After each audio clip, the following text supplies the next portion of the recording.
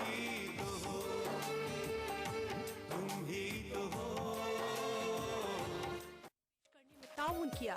कपड़ों की जान आपकी शान, ताज शक्ति डिटर्जेंट।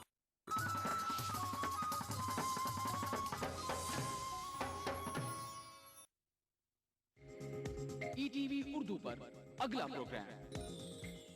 इस प्रोग्राम को पेश करने में ताउन कर रहे हैं Shri ultra red oxide, Bharat का एकमात्र जंग रोधक सीमेंट।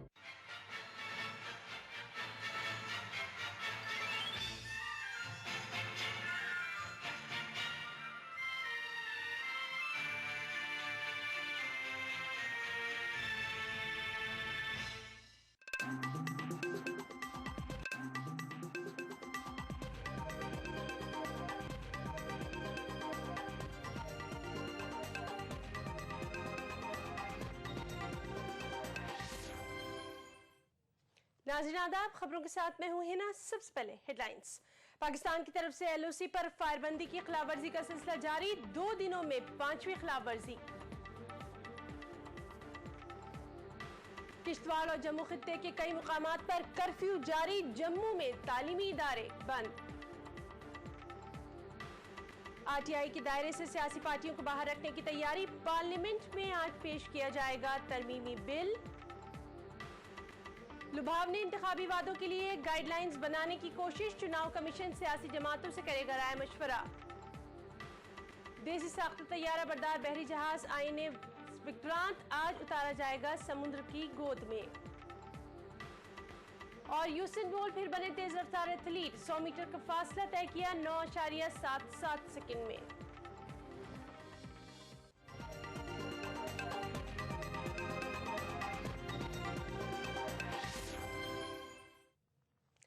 कश्मीर के पुंछ सेक्टर में पाकिस्तानी फौज की जानिब से फायरबंदी की खिलाफवर्जी का सिलसिला बदस्तूर जारी है।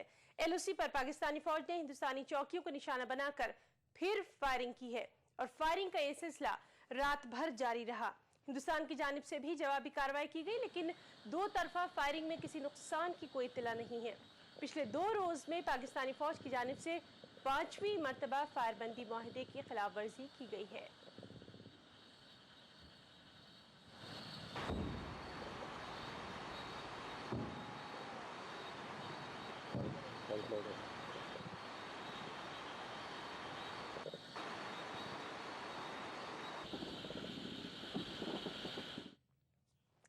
जम्मू के 6 अजला में दूसरे रोज भी कर्फ्यू जारी है। दूसरी जानिब किश्तवाड़ जिले में चौथे रोज भी कर्फ्यू बदस्तूर जारी है। फौज और पुलिस कर्फ्यू ज़दा हिसास इलाकों में पेट्रोलिंग जारी रखे हुए हैं। ताहम कल शाम से किसी भी इलाके से किसी नाखुशगवार वाक़े की कोई इत्तला नहीं मिली है। बीजेपी की तरफ से जम्मू बंद की कॉल और कर्फ्यू के पेश नज़र इंतजामिया ने जम्मू में तमाम स्कूलों को बंद रखने का फैसला किया है।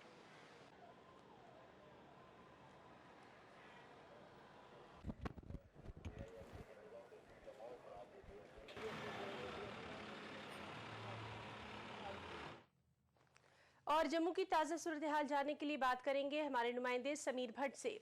जी समीर, ये बताइए कि जम्मू की इस वक्त की क्या ताज़ा सूरत हाल है?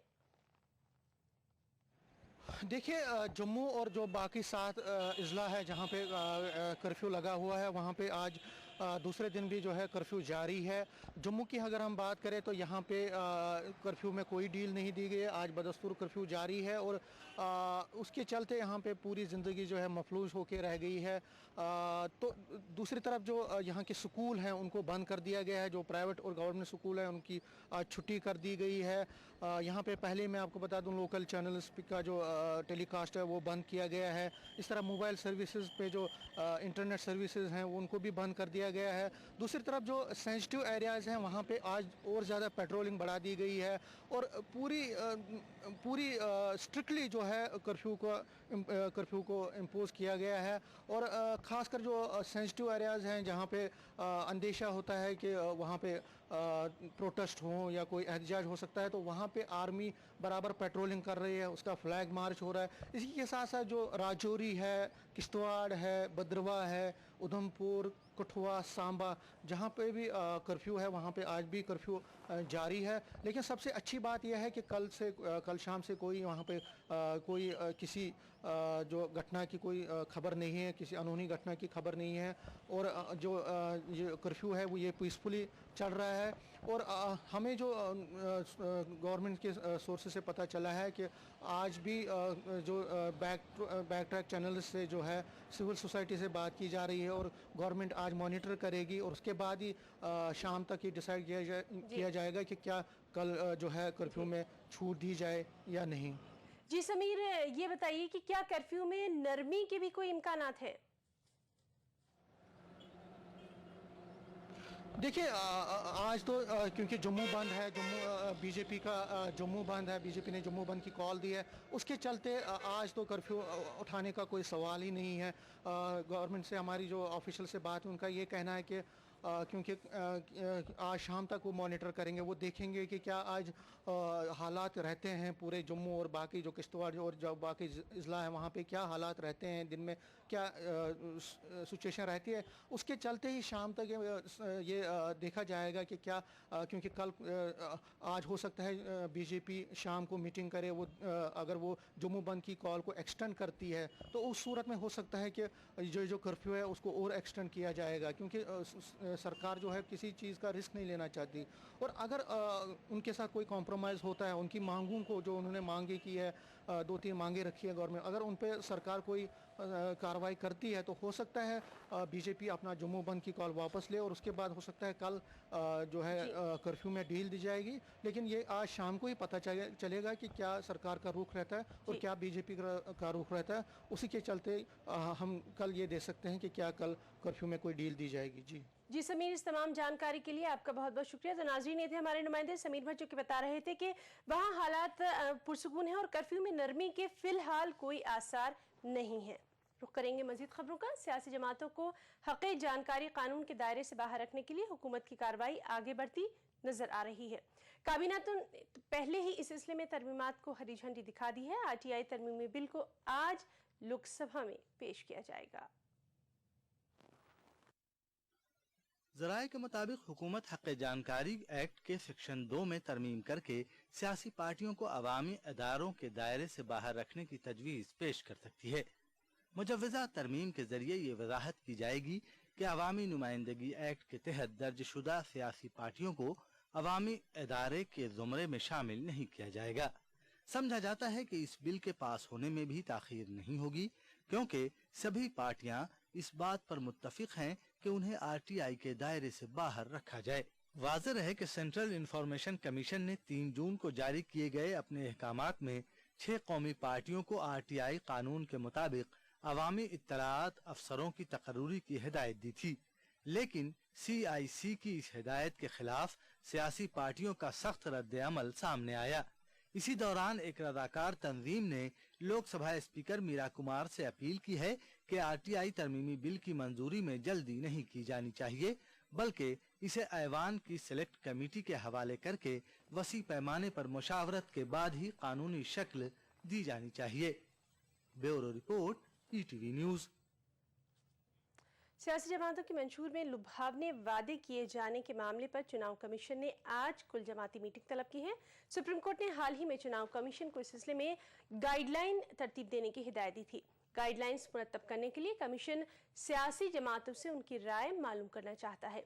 कमीशन का एहसास है कि चुनाव से पहले सियासी पार्टियों के जरिए मुफ्त अशिया बांटने और लुभावने वादे करने से माहौल खराब होने का अंदेशा रहता है।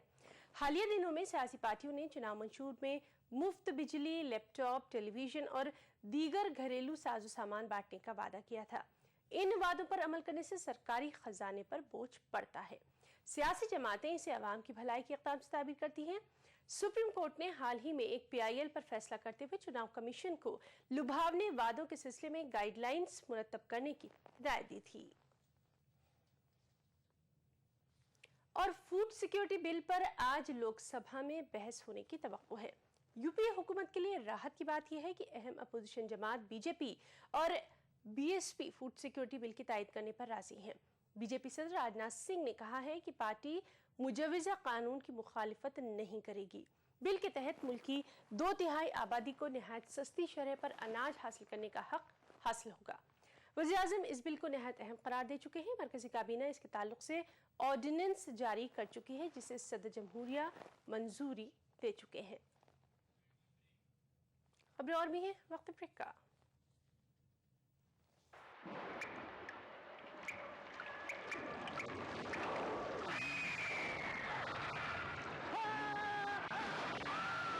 अगर सीमेंट जंग रोधक न हो तो जानलेवा हो सकता है। Shri ultra red oxide, Bharat का एकमात्र जंग रोधक सीमेंट। नया राजस्थान, ये युवा राजस्थान, युवा शक्ति बन जिसकी पहचान मन चाही शिक्षा मिली, मिला रोजगार, अब जाके पूरे हुए मेरे अरमान।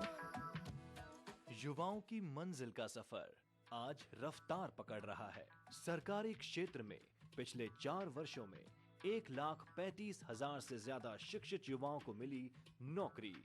2013-14 बजट में 1.5 लाख से ज्यादा युवाओं को नियुक्तियां देने का प्रावधान।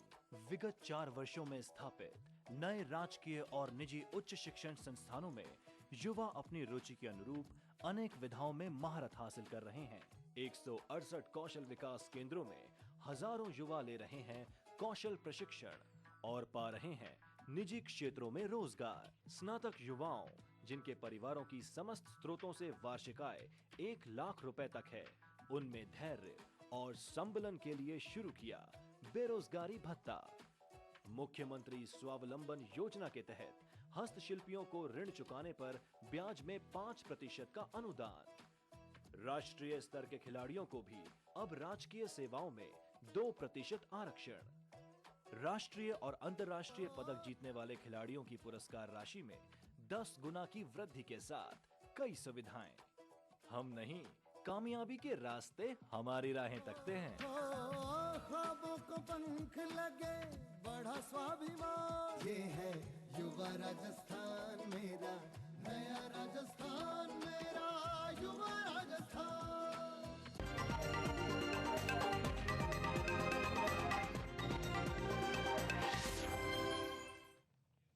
ब्रेक के बाद खबरों में एक बार फिर आपका इस्तकबाल करते हैं। मुल्क का पहला देसी साख्ता एयरक्राफ्ट कैरियर INS विक्रांत आज समुद्र में उतारा जाएगा। वज़ीर दिफा AK एंटनी की अहलिया एलिजाबेथ एंटनी 37,500 टन वजनी विक्रांत को कोची शिपयार्ड से लॉन्च करेंगी। बहरिया में INS विक्रांत के शामिल हो जाने के बाद हिंदुस्तान, अमेरिका, बरतानिया, रूस और फ्रांस के साथ उस शफ में शामिल हो जाएगा जिनके पास इस तर्ज के जहाज है। INS विक्रांत मुल्क में तैयार करदा पहला एयरक्राफ्ट कैरियर जंगी जहाज है। लॉन्चिंग के वक्त दुनिया हिंदुस्तान की बढ़ती ताकत का मुजाहरा देख सकती है। INS विक्रांत की लॉन्चिंग के बाद हिंदुस्तान, अमेरिका, रूस, बरतानिया और फ्रांस के बाद इस किस्म का जहाज बनाने वाला दुनिया का 5वां मुल्क हो जाएगा। INS विक्रांत तकरीबन 260 मीटर लंबा और 60 मीटर चौड़ा है, यानी समुंदर में तैरता हुआ एक छोटा सा जजीरा।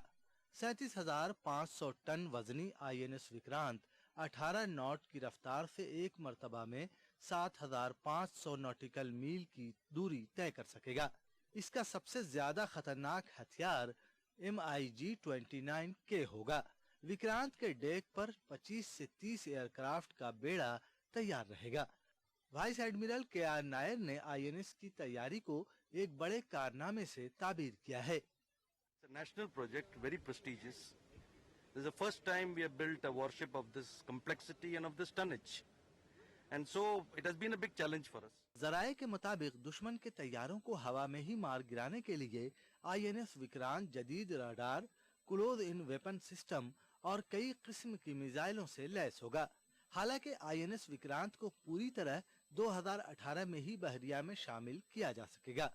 जाहिर है INS विक्रांत जैसा बहरी जंगी जहाज बनाना किसी भी मुल्क के लिए आसान नहीं है, लिहाजा हिंदुस्तानी साइंसदानों पर जिस कदर भी नाज किया जाए वो कम है। Bureau report, ETV news. अलग गोरखालैंड के मुतालबे को लेकर GJM का गैर मुअय्यना मुद्दत का बंद आज 90 दिन में दाखिल हो गया है। इसी बीच GJM कलिम्पोंग कोर कमेटी के मेंबर शेखर शर्मा को गिरफ्तार कर लिया गया है। गिरफ्तारी शेखर पर दर्ज पुराने मामलों को लेकर हुई है। पुलिस के मुताबिक शर्मा फरार चल रहे थे और उन्हें गुज़िश्ता शब गिरफ्तार कर लिया गया। इस तरह धरने के बाद से हुई गिरफ्तारियों की तादाद 168 हो गई है। बंद के सबब पहाड़ी इलाके में जिंदगी मफलूज होकर रह गई है। वैसे वज़ीर आला ममता बनर्जी ने धरना खत्म करने के लिए मुजाहिरीन को 72 घंटे का अल्टीमेटम भी दिया है।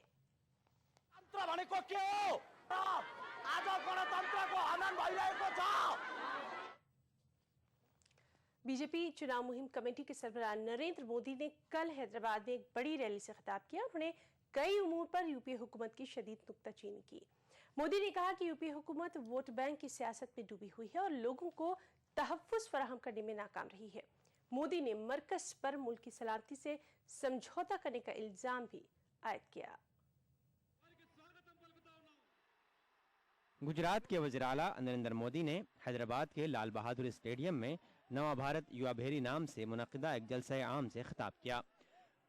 नरेंद्र मोदी ने मरकज़ की कांग्रेस क़यादत वाली यूपीए हुकूमत पर शदीद नुक्ताचीनी की। उन्होंने कहा कि यूपीए हुकूमत ने मुल्क की सलामती दांव पर लगी है। दिल्ली की सल्तनत को हिंदुस्तान पूछ रहा है।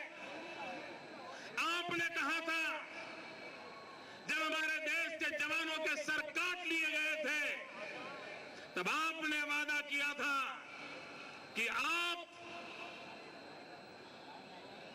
ऐसी चीजों को सहन नहीं करेंगे। क्या कारण हुआ कि पाकिस्तान एक के बाद एक जुल्म करता चला जा रहा है और 125 करोड़ का देश चुपचाप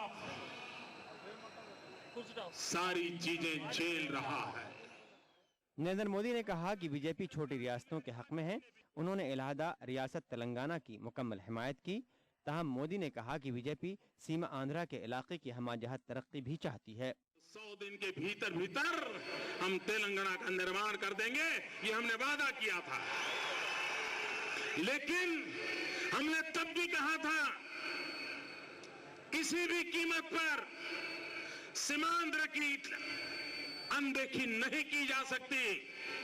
सीमांध्र का भी विकास सारे हिंदुस्तान को गौरव हो ऐसा होना चाहिए। सीमांध्र के अंदर जो शहर आए हैं वो शहर हैदराबाद से भी ज्यादा प्रगतिशील बने, इसकी व्यवस्था होनी चाहिए। हमारे दिल में तेलंगाना का भी उतना ही महत्व है, सीमांध्र का भी उतना ही महत्व है।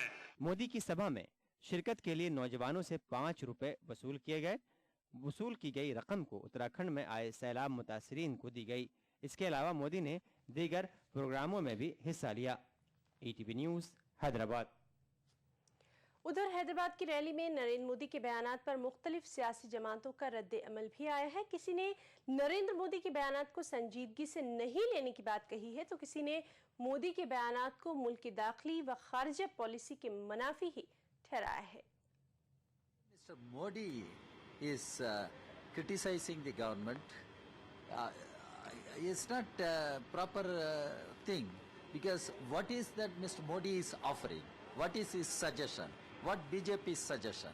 If you go by the words of Mr. Modi, then India should wage a war against our neighbors.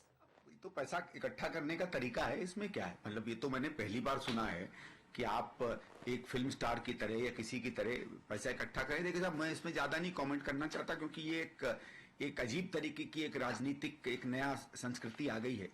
उसमें आप उसमें जी रहे हो तो ठीक है, उनको आदत है बड़े बड़े CII एसोचैम में भाषण देने की। वहाँ हजारों लोग रुपया दे के लोग जाते हैं, खाना पीना खाते हैं। मेरे ख्याल से उसी तरह की आदत होगी तो ये होगा कि ठीक है 5 रुपए भी इकट्ठा कर लो। देखिए वो जाने, उनका काम जाने। कोई उसके ऊपर हमारे बोलने की क्या जरूरत है? ऐसी कई रैली होते रहती है। हमारे हजाना में 1000 फोटो बता देंगे रैली का, तो क्या होती रैली क्या है? उनको आधी दुनिया तो उनको अपने आने भी नहीं दे रही है, उनसे क्या आप उम्मीद करते हैं? आधी से ज्यादा दुनिया ने उनको वीजा नहीं दिया है। वो इस काबिल नहीं समझे जाते कि वो वहां बुलाए जाएं। और वो हैदराबाद पहुंच गए। 70,000 आदमी तो आजकल वैसे ही खड़ा हो जाता कहीं भी। कौन से आदमी इकट्ठे हो गए? आप 70 कहिए, हम तो 7,000 कहेंगे पहुंचे हैं। उधर बीजेपी ने दिल्ली में नवंबर में होने वाले असेंबली इंतखाबात के लिए मुहिम छेड़ दी है। कल रामलीला मैदान में एक रैली मुनक्किद की गई। रैली का मकसद दिल्ली में बिजली की बढ़ती कीमतों को लेकर शीला दीक्षित हुकूमत पर हमला करना था। यही वजह है कि रैली का नाम भी बिजली आंदोलन रखा गया और रैली में एलओसी पर पाकिस्तान की जानिब से सीजफायर की खिलाफ वर्जी का मसला भी छाया रहा। दिल्ली के रामलीला मैदान में बीजेपी ने रैली मुनक्किद करके दरअसल नवंबर में होने वाले दिल्ली असेंबली इंतखाबात की तशहीरी मुहिम का आगाज किया है। बिजली आंदोलन के नाम से रैली मुनक्किद करके बीजेपी ने शीला दीक्षित हुकूमत पर जमकर नुक्ताचीनी की। दिल्ली में बिजली की कीमतों में इजाफे के खिलाफ बीजेपी लीडरान ने खूब सदाएं बुलंद की। बीजेपी सदर राजनाथ सिंह ने वादा किया कि अगर नवंबर के असेंबली इंतखाबात के बाद दिल्ली में बीजेपी की हुकूमत बनती है तो दिल्ली में बिजली की कीमतों में 30% तक की कमी की जाएगी। हमारी सरकार आएगी, हम ऐसी व्यवस्था सुनिश्चित करेंगे कि 5 से लेकर 7 वर्षों के अंदर दिल्ली में जो लोग भी बुनियादी सुविधाओं से वंचित रह गए हैं, उन सारे लोगों को बुनियादी सुविधाएं मुहैया कराई जाए। यह भारतीय जनता पार्टी का संकल्प आज इस रैली के माध्यम से है। बिजली आंदोलन रैली में बीजेपी ने मरकजी हुकूमत पर भी जमकर हमले किए। बीजेपी सदर ने दावा किया कि मुल्क को बदनवानी, महंगाई और गुर्बत से सिर्फ बीजेपी या बीजेपी की क़यादत वाली एनडीए ही निजात दिला सकती है। दिल्ली की बिजली आंदोलन रैली में बीजेपी ने एलओसी पर पाकिस्तान की जानिब से सीज फायर की मुतवातिर खिलाफ वर्जी पर यूपीए हुकूमत की शदीद नुक्ताचीनी की। पार्टी सदर ने वजीर आजम से मुतालबा किया कि पाकिस्तान के साथ उस वक्त तक किसी भी किस्म की बातचीत न की जाए जब तक वो हिंदुस्तान के खिलाफ अपनी जारहियत का सिलसिला बंद नहीं करता। बीजेपी सदर राजनाथ सिंह ने कहा कि हिंदुस्तान की हुकूमत को पाकिस्तान के साथ सिफारती ताल्लुकात भी फिलवक्त मुनक़ता कर लेने चाहिए। राजनाथ सिंह ने कहा कि पाकिस्तान की जानिब से एलओसी पर बार बार सीज फायर की खिलाफ वर्जी और हिंदुस्तानी फौजियों की हलाकत के बावजूद मनमोहन हुकूमत पाकिस्तान के तई नर्म रवैया अपनाए हुई है। बीजेपी सदर ने कहा कि हुकूमत के इस रवैये से मुल्क का वक़ार मजरूह हो रहा है। लेकिन सारी हदें पार हो चुकी है। इसलिए मैं भारत सरकार से अपील करना चाहता हूं कि प्रधानमंत्री जी घोषणा करें कि अब पाकिस्तान के साथ कोई बातचीत नहीं होगी जब तक कि पाकिस्तान अपनी इस प्रकार की हरकतों को वह बंद नहीं कर देता। अब देखना यह है कि बिजली आंदोलन रैली दिल्ली के अवाम के बीच पार्टी की पोजीशन को किस हद तक मुस्तहकम करती है और पार्टी को इक़्तिदार में लाने में किस हद तक मुआविन साबित हो पाती है। Bureau report, ETV news. Ishrat encounter case के मुलजिम गुजरात के आईपीएस अफसर पीपी पांडे की पेश की जमानत की अर्जी पर आज सुप्रीम कोर्ट में समाअत होगी। सीबीआई अदालत और गुजरात हाई कोर्ट से जमानत हासिल करने में नाकाम होने के बाद पांडे ने सुप्रीम कोर्ट का रुख किया है। हालांकि सुप्रीम कोर्ट ने उन्हें गिरफ्तारी से बचने की कोई राहत नहीं दी है। उधर गुजरात पुलिस पीपी पांडे की तलाश में है। डीजीपी ने पीपी पांडे के फरार होने के बारे में सीआईडी से रिपोर्ट मांगी है। पांडे को सीबीआई पहले ही मफरूर करार दे चुकी है। सीबीआई पांडे समेत गुजरात के 7 पुलिस एहलकारों को इशरत जहां फर्जी एनकाउंटर केस में मुलजिम बना चुकी है। एफआईआर दर्ज होने के बाद से ही पांडे ने दफ्तर जाना बंद कर दिया था।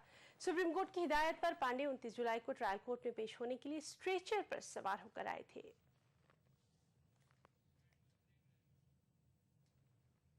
खबरें और भी हैं, वक्त ब्रेक का। क्या आप अपने चेहरे पर कील मुहासों के दाग, धब्बों, झाइयों से परेशान हैं? तो इनसे छुटकारा पाने का एकमात्र समाधान मेलाज स्किन क्रीम, एली फार्मास्यूटिकल्स द्वारा निर्मित। Presenting Jaipur Greens, a gated community located just off the NH8 Jaipur-Ajmer Highway. For details, call 0141 511 5931.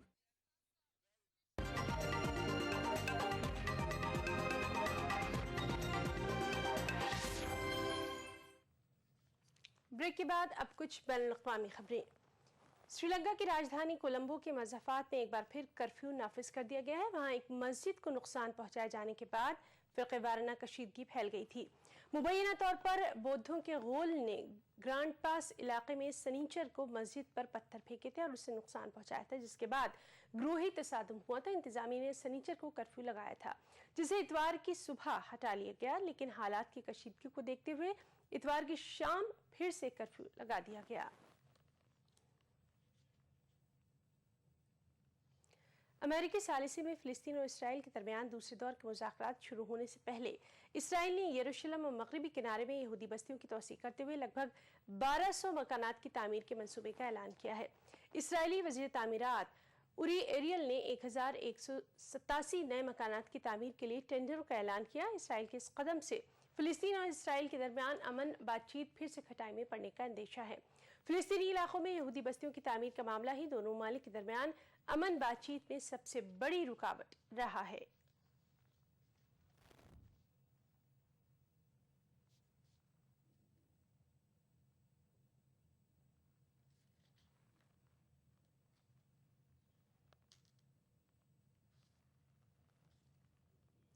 Pakistan के साहिली शहर कराची में जहरीली देसी शराब पीने से कम 9 अफराद की मौत हो गई है। पुलिस के एक अफसर ने बताया कि शहर में ईसाइयों के अक्सरियत वाले इलाके शांति टाउन से 14 अफराद को जहरीली देसी शराब का इस्तेमाल करने के बाद अस्पताल में दाखिल किया गया, जिनमें 9 अफराद की मौत हो गई। इस दौरान पुलिस ने देसी शराब बेचने के जुर्म में 2 अफराद को हिरासत में भी ले लिया है।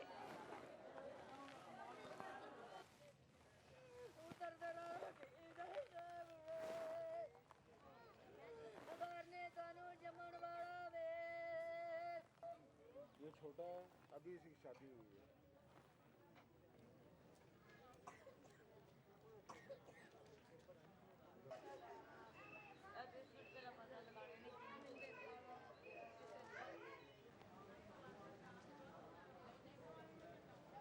जहरीली शराब जो है ये पी है उन्होंने, काफ़ी लोगों ने पी है। 14-15 लोग मर गए इधर हमारे महल्ले में। कुछ आजम टाउन के हैं, कुछ अख्तर कुनी के हैं, समझो। तो फिर क्या साहब, हम तो क्या किसी को बोलें कि क्योंकि उनसे तो हमारी बात ही नहीं हुई कोई कि वो कहाँ से लेके आए हैं, किस जगह से ली है, कहाँ से पी है, समझो। इसी हालत में थे वो, हमारे से बात ही नहीं कोई। हम उठाया और जीना में चले गए और डेथ हो गई। मिस्र का सियासी बहरान बरकरार है। इख्वानुल मुस्लिमीन और दीगर मुस्लिहामी ग्रुपों पर एहतजाज खत्म करने के लिए उबूरी हुकूमत के दबाव की हिकमत अमली भी नाकाम दिखाई दे रही है। मुर्सी के हामी मुर्सी को बतौर सदर बहाल करने के हक में एहतजाज जारी रखे हुए हैं। इख्वानुल मुस्लिमीन की क़यादत में काहिरा में 2 बड़े एहतजाजी कैंप कायम हैं। एहतजाजियों का कहना है कि मुर्सी को बतौर सदर बहाल किए जाने के सिवा और कोई मुतबादिल उन्हें एहतजाज से रोक नहीं सकता। इस दौरान मिस्र की सबसे बड़ी इस्लामी यूनिवर्सिटी जामिया अल अजहर के मुंतजिम आला शेख अल असर अहमद अल तैयब ने मुल्क के सियासी तातुल को पुरअमन तरीके से हल करने के लिए कौमी मसालहती मुज़ाकरात की अपील की है। मिस्र की मौजूदा सियासी सूरत हाल को लेकर इस वक्त उबूरी हुकूमत बेहद दबाव में है।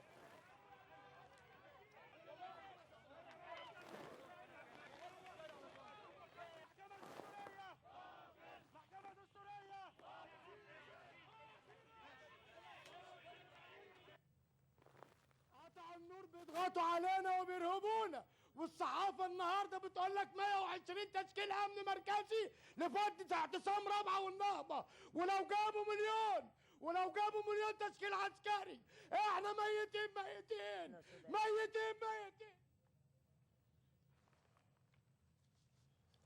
मिस्र में अमेरिकी सफारतखाने को 1 हफ्ते से भी ज़्यादा वक्त से बंद रखने के बाद फिर से खोल दिया गया है। ओबामा इंतज़ामिया ने 2 अगस्त को अलकायदा के खतरे के पेश नज़र मुस्लिम ममालिक में अमेरिकी सफारत और कौंसल खानों को कुछ वक्त के लिए बंद करने का ऐलान किया था। अमेरिकी वज़ारत ख़ारजा ने अमेरिकी बाशिंदों के लिए सफरी अलर्ट भी जारी किया था और ख़बरदार किया था कि अलकायदा या उसके इत्तेहादी ग्रुप अमेरिकी शहरियों या हुकूमत के इदारों को निशाना बना सकते हैं। मिस्र के बाशिंदों का कहना है कि अमेरिका की गलत पॉलिसियों की वजह से मशरिक़ वस्ता में उसके खिलाफ मुनाफरत में इजाफा हो रहा है। بالنسبة لأمريكا في منطقة الشرق الأوسط عشان السياسة الأمريكية الغلط اللي بتتبعها أمريكا في المنطقة، وبالتالي التهديدات بتزيد والضغط على أمريكا بيزيد بالنسبة لسياستها الغلط في المنطقة. هو أنا شايف إن هم قفلوا السفارات بتاعتهم، ضغط على السيسي وضغط على الجيش وضغط على المجلس العسكري عشان ما يفوتش الاعتصامات، عشان هم بيدعموا الإخوان، وهي فكرة واحدة يعني. जमाइका के यूसेन बोल्ट एक बार फिर तेज रफ्तार एथलीट बनने में कामयाब हो गए हैं। मॉस्को में बोल्ट ने 100 मीटर का फासला 9.77 सेकंड में तय करके चैंपियंस टाइटल पर फिर से अपना कब्जा जमा लिया। 2 बरस पहले बोल्ट ने गलत स्टार्ट लेकर जनूबी कोरिया में ये टाइटल गंवा दिया था। 2009 में बर्लिन में बोल्ट ने 100 मीटर का फासला 9.58 सेकंड में तय करके वर्ल्ड रिकॉर्ड बनाया था। अमेरिका के जस्टिन गेटलिन दूसरे और जमाइका के ही नेस्ता कार्टर तीसरे मुकाम पर रहे। बुलेटिन में इतना ही। आदाब।